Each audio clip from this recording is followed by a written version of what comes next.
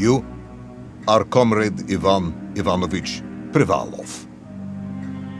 In 1961, you were selected for the Shukovgrad Interonaut Exploration Program SSSR. Despite failing your basic physical and being caught cheating on your entrance exams, on the morning of the 12th of April 1962, you boarded a rocket drill containing the experimental device Little Orpheus, with the purpose of descending through the Earth's crust to discover the relative hollowness of the interior and its suitability for colonization. No, you've lost me, General. Did I do what? Hi, I'm Dan. I'm the creative director of the Chinese Room. Hi, I'm Matt. I'm one of the lead designers at the Chinese Room.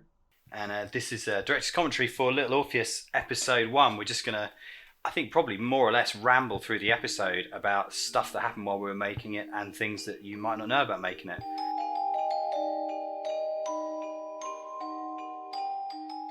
So Ivan is finding himself in the lost world of Plutonia, and Plutonia was the creation of a writer called Obruchev, who was kind of tasked with creating or came up with sort of a very particular version of the journey to the center of the Earth. But a bunch of Russian explorers go off and discover this lost world full of dinosaurs. And it was really exciting when we were making the game, going back through a lot of that old science fiction that came out of both Russia sort of pre and post-Soviet era.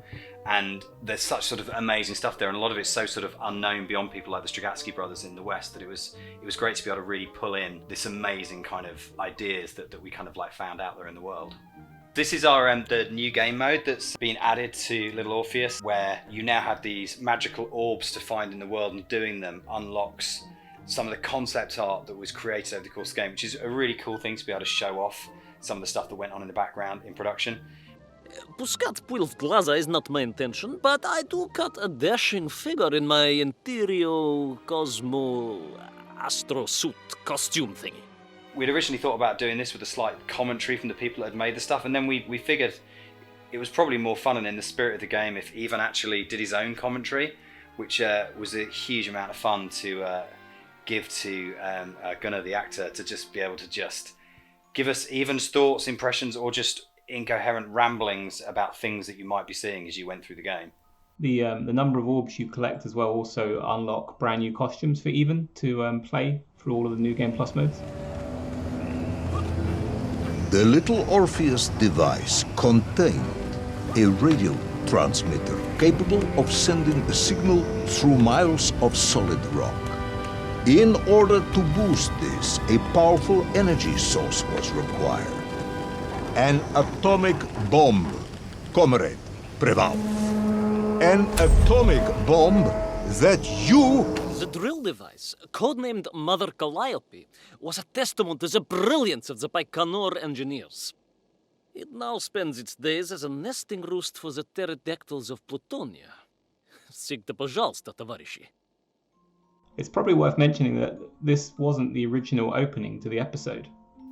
Yeah, no, definitely. I mean, it went through a lot of iterations. I think the original episode, when it first came out of Greybox, was actually getting on for 45 minutes long. We cut it down to like 20 minutes from that. It just had so much stuff in it. Yeah, originally the capsule, Ivan actually fell out of the rocket, didn't he? He opened the capsule, fell out, and then that's where the journey started. But we changed it to a slightly more mysterious opening, saving the reveal of the rocket till a few seconds in. Like, how do you get that opening sort of like sense of being in a real proper Lost World? I love this reveal. I think this is still one of my favourite bits of the game. From the beginning then.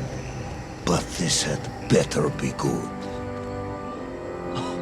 Good, General. It's more than good. It's extraordinary. And it began like this.